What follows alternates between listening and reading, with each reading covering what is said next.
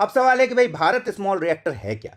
देखिए, मिशन में कहा गया है, जो नया परमाणु ऊर्जा मिशन है, कि बीएसआर के विकास पर यानी भारत स्मॉल रिएक्टर पर जोर देंगे, हम डेवलप करेंगे।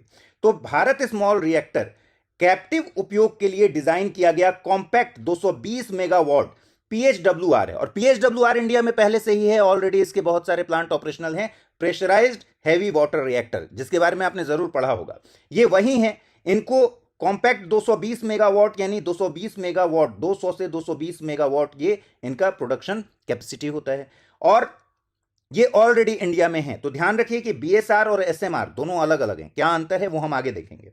कैप्टिव यूज जब हम कहते हैं, इसका मतलब क्या है? कैप्टिव यूज या कैप्टिव कंजम्पशन जब हम कहते हैं, तो इसको एक एग्जांपल से समझिए कि मान लीजिए एक कंपनी है जो कपास से कपड़ा बनाती है।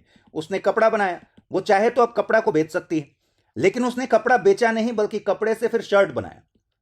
ठीक है, तो इसी तरीके से कैप्टिव यूज इसको कहेंगे। इसका मतलब कि जो प्रोड्यूस किया गया उसको बेचा नहीं गया, बल्कि आगे के प्रोडक्शन में लगा दिया गया, तो उसको हम कहेंगे कैप्टिव कंजम्पशन या कैप्टिव यूज।